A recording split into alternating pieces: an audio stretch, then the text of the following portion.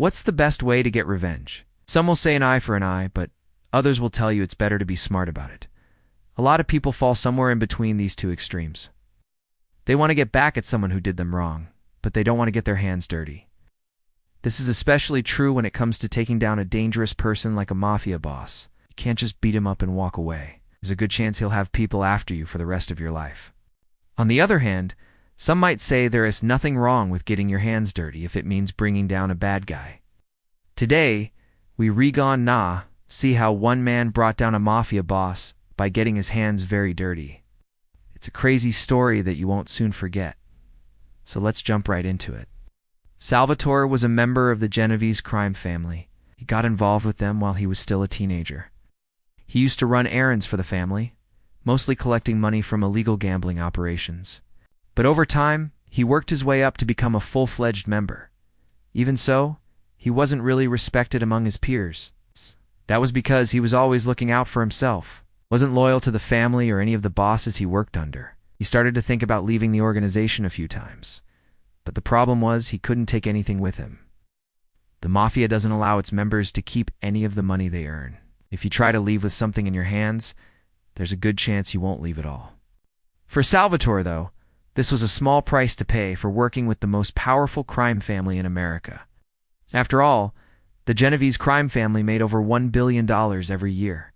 If you split that among all the families, Salvatore would have gotten a pretty nice cut, even if he was just a low-ranking member.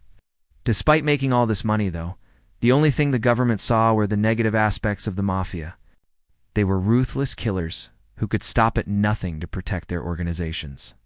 And it didn't help that the public knew this. Whenever a crime boss was caught, the press would jump all over it. In fact, that was probably the worst part of being a mobster. No matter what you did, you were always in the crosshairs of the media.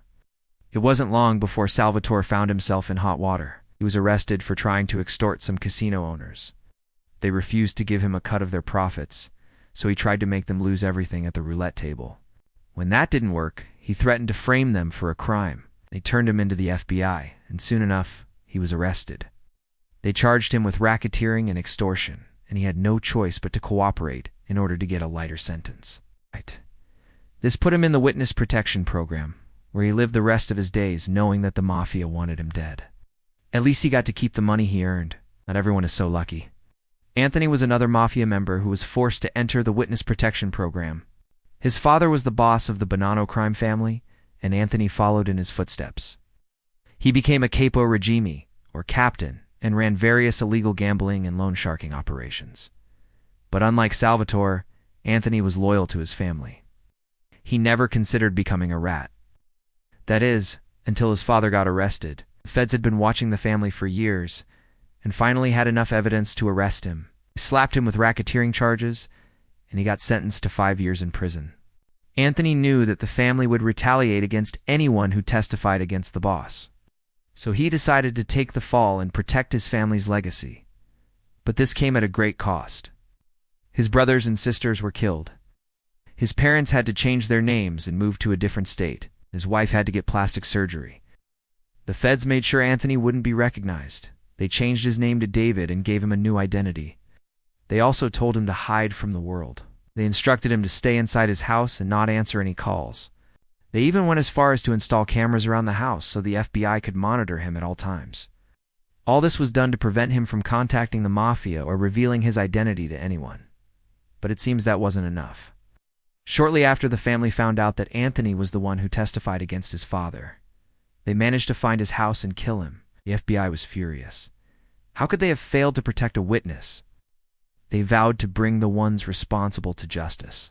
Meanwhile, David's widow sued the FBI. She said that they had promised her husband safety, but they failed to deliver. She also said that they practically kept him locked up in his own home, which led to depression and ultimately his death.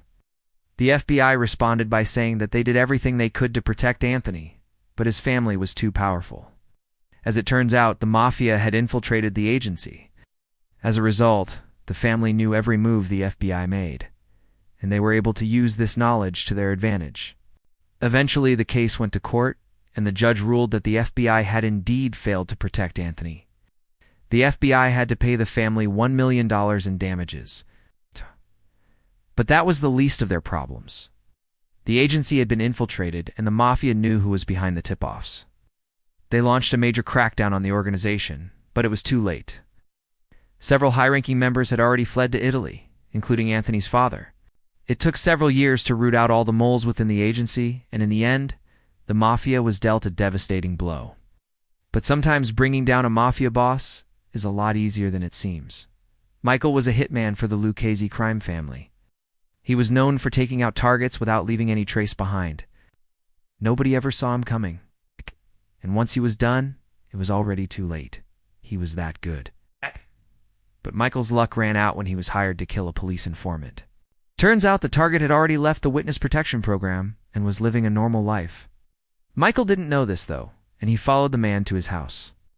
He was wearing a ski mask and gloves and carried a gun in his right hand.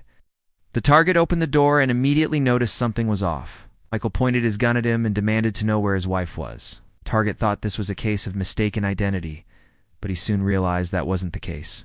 Michael was adamant that the target knew his wife, and the only way to prove it was to lead him inside. Once they were inside, Michael tied the target to a chair and started waiting for his wife to come home. He knew that she would come eventually, but in the meantime, he decided to interrogate the target. He wanted to know why somebody would want him dead, but the target insisted he didn't know anything. It didn't take long for Michael to grow tired of it.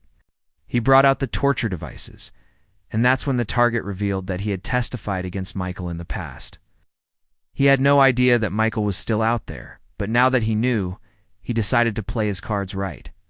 He told Michael that he had a lot of dirt on him, and that the only way to stop it from getting out was to kill him. The target was bluffing, but Michael didn't know that. He ended up killing the target and taking his body to an abandoned warehouse. But it wasn't long before the police caught up to him. You see, the entire event had been staged by the police. They had arrested Michael on suspicion of murder, but they needed him to confess. They brought in an actor to play the role of the target, and then they set up cameras to record everything. Michael fell for the trap and confessed to the murder. He was arrested and sent to prison, where he remains to this day. Sometimes all it takes to bring down a Mafia boss is a little creativity. Which brings us to the question, what's the best way to get revenge? Getting your hands dirty might feel good in the moment, but it can also get you arrested. On the other hand, staying clean might be the better option, but it does require some planning. Let us know your thoughts in the comments below. We hope you enjoyed this video. If you did, make sure to leave us a like and subscribe for more great content. See you next time.